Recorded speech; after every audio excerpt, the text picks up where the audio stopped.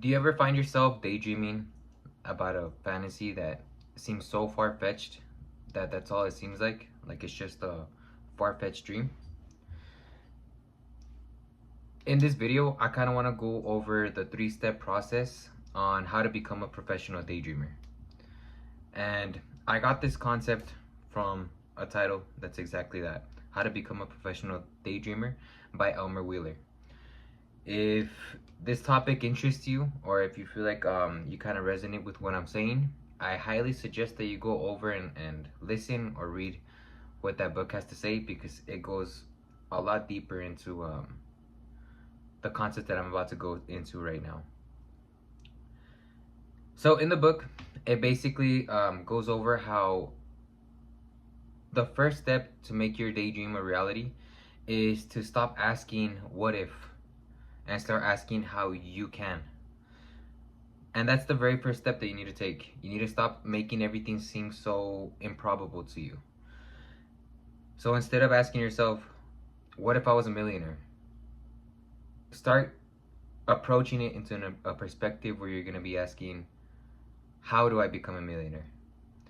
And once you start approaching that daydream in this perspective, your subconscious isn't gonna have any other choice but to try to change itself to try to make that a reality as soon as possible. The second step is to write it out. Now, what you do when you write this out is that idea that was in your mind, that daydream that you once had, it becomes something tangible. It becomes something physical. So when you read it in front of you, it becomes all that more real to you. So that would be the second step. The third step is to make a small blueprint of it. So when you make a blueprint, you don't just go over the things that you want to do.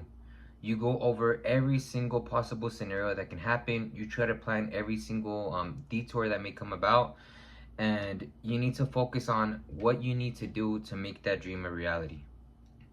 So the third step is to just simply write down every single activity that you can do to get you closer to that goal.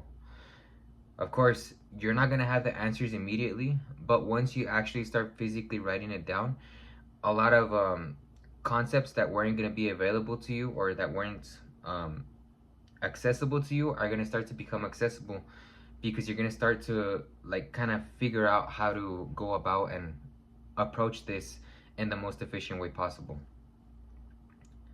Now, this is the final step, and the final step is usually the most important, because the final step is where a lot of people usually daze off and where they just simply stop taking action. And the final step is exactly that. You need to start putting this into motion. Like, start taking action and start working on what you put down on that blueprint.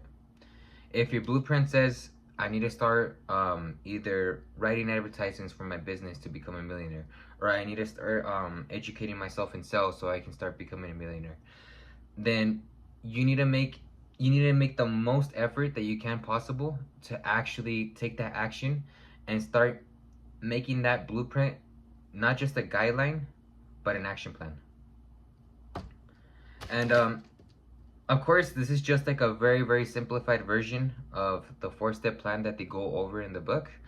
But I feel like this is more than enough to get you started and to get you to take some action. So if this resonates with you, please let me know down in the comments below. And thank you for watching this far.